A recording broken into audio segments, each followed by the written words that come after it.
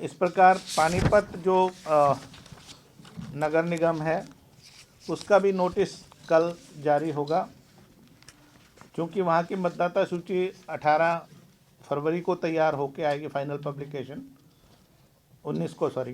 तो इसलिए उनका 21/2/2025 से नॉमिनेशन शुरू होगा, जो 27/2/2025 तक चलेगा। 23/2/2025 और 26/2/2025 छुट्टियां होने की वजह से नॉमिनेशन उन दिनों में नहीं होगा। बाकी 5 दिन तक जो वर्किंग डेज हैं, 11 बजे से 3 बजे तक नॉमिनेशन फाइल किए जा सकेंगे पानीपत म्यूनसिपल कॉरपोरेशन में। 28/2/2025 को 11:30 ऑनवर्ड्स जो रिटर्निंग ऑफिसर होंगे म्यूनसिपल कॉरपोरेशन पानीपत के, वो स्क्रूटनी करेंगे, जांच करेंगे नॉमिनेशन पेपर्स की, और जो जांच के बाद जो उपयुक्त पाए गए, जो वैध पाए गए, उनमें से यदि कोई अगर विड्रॉ करना चाहता है तो 1 मार्च 2025 को विड्रॉ कर सकेगा 3 बजे तक। और फिर उसी दिन जो है सिंबल अलॉट किए जाएंगे 3 बजे के बाद, और 1 मार्च को ही 3 बजे के बाद जो कंटेस्टिंग कैंडिडेट्स होंगे पानीपत म्यूनसिपल कॉरपोरेशन के, उनकी लिस्ट लगाई जाएगी। उसी दिन पोलिंग स्टेशंस की लिस्ट भी लगाई जाएगी, और 9 मार्च 2025 को पोल होगा। तो 1 मार्च से लेके 7 मार्च तक उनके पास समय रहेगा कन्वेसिंग का, पब्लिक मीटिंग वगैरह के मार्फत। 8 मार्च को नॉन कन्वेसिंग डे रहेगा, डोर टू डोर जा सकते हैं, पब्लिक मीटिंग वगैरह नहीं कर पाएंगे। अगर रीपोल कोई आवश्यक हुआ पानीपत म्यूनसिपल कॉरपोरेशन में, वो 11/3 को होगा। और काउंटिंग सभी की, जो पहले 8 म्यूनसिपल कॉरपोरेशन और बाकी पहले 7 जो म्यूनसिपल कॉरपोरेशन है, 2 बाई इलेक्शंस हैं, और जो 4 म्यूनसिपल काउंसिल्स और 21 म्यूनसिपल कमेटियाँ और पानीपत की, सबकी मिला के 12 मार्च को काउंटिंग होगी 8 बजे ऑनवर्ड्स, और उसी दिन रिज़ल्ट डिक्लेयर कर दिए जाएंगे संबंधित आरओ द्वारा। तो ये कार्यक्रम है। इसके अलावा जो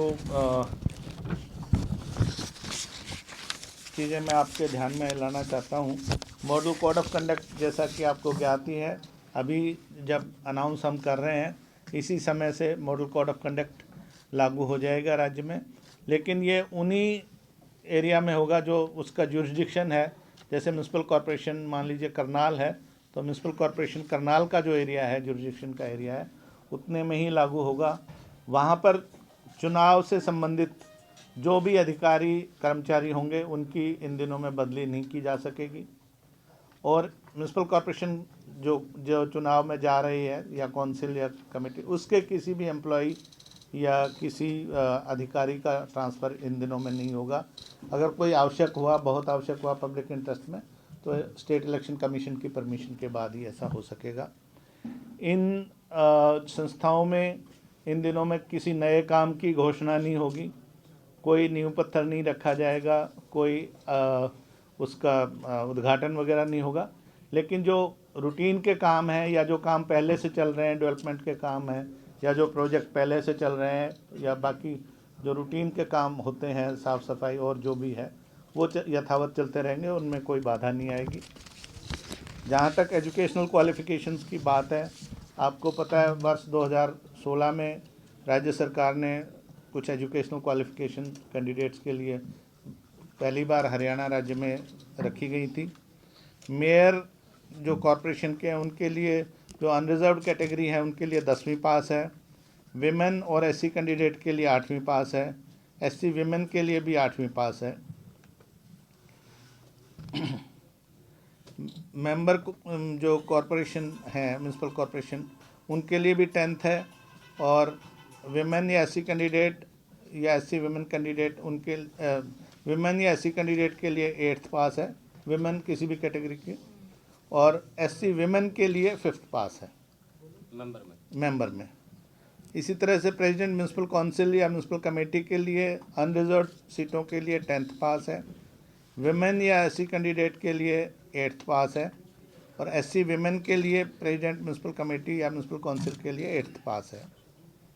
इसी प्रकार जो मेंबर म्यूनसिपल काउंसिल या कमेटी है, अनरिजर्व सीटों के लिए 10वीं पास है। विमेन या SC कैंडिडेट के लिए 8वीं पास है और SC विमेन कैंडिडेट के लिए 5वीं कक्षा पास होना अनिवार्य है।